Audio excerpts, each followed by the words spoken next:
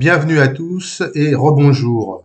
Dans cette troisième vidéo, nous allons commencer à configurer ACBEP Compte pour pouvoir ensuite l'utiliser de manière optimum. Alors, pour reconfigurer ACBEP Compte, je vous rappelle, comme c'était inscrit dans l'aide, il faut d'abord configurer par contre les catégories. Donc, c'est ce que nous allons faire. Configuration des catégories. Une première fenêtre vous indique que vous pouvez créer automatiquement les catégories.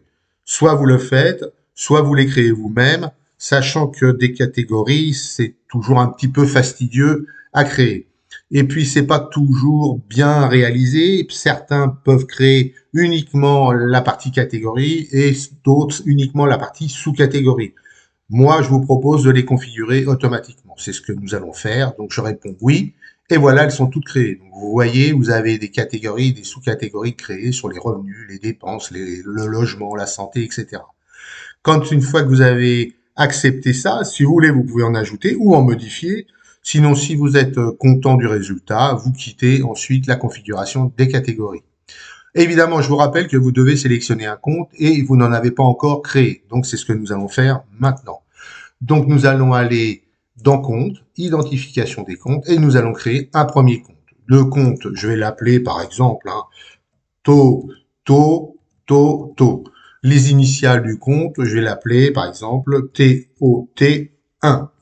La banque, vous mettez ce que vous voulez. Le numéro de votre compte, vous pouvez inscrire par exemple, votre numéro de compte, votre banque aussi.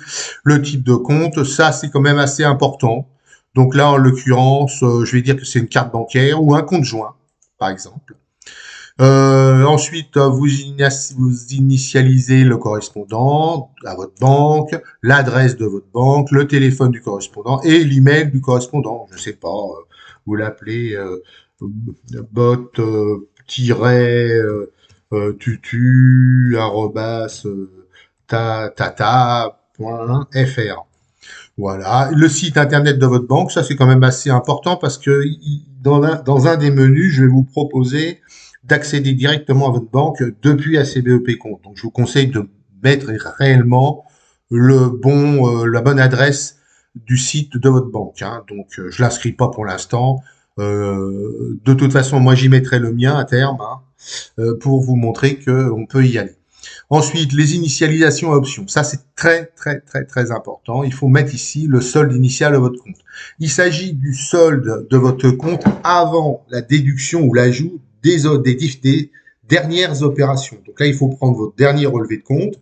Tout en haut, vous allez avoir le solde initial de votre compte, puis toutes les opérations que vous avez effectuées jusqu'à la dernière opération, où là, ensuite, on va vous indiquer combien il vous reste après le dernier relevé. Donc le solde initial de votre compte, c'est bien entendu le solde qui est, disons, avant déduction des dernières opérations. Donc par exemple, je vais dire que le solde de mon compte, c'est 2154,23. Je vous signale en passant que la virgule, c'est le point du clavier numérique. Je le transforme automatiquement en virgule. Le solde critique du compte, bon, ça, c'est le solde à partir duquel vous voulez être averti pour éviter d'être en déficit.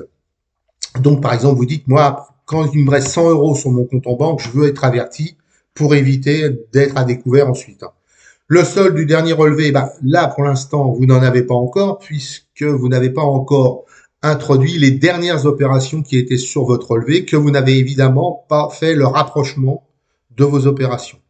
Donc, quand vous aurez fait tout ça, vous pourrez, bien entendu, vous ferez apparaître dans le solde du dernier relevé la somme qui figure en fait sur votre relevé de banque. Hein. Donc, quand vous en êtes ici, alors, la symbole de la devise du compte, c'est vous sélectionnez euro, puisque nous sommes en euros. Évidemment, on pourrait sélectionner dollars, yens, etc. Donc, une fois que tout est fait, vous validez. Voilà. Vous verriez apparaître ici, dans le menu déroulant en haut, dans la liste déroulante, le dernier compte que vous avez créé, Toto. Donc, vous quittez l'identification des comptes. Et on vous dit de sélectionner un compte, c'est normal, vous ne l'avez pas encore fait. Vous allez donc dans Compte et vous sélectionnez un compte. Et là, vous voyez apparaître le compte que vous venez de créer, Toto. Donc, si je le sélectionne, voilà, je suis dans mon compte, Toto. Donc, nous allons pouvoir ensuite créer nos différentes opérations.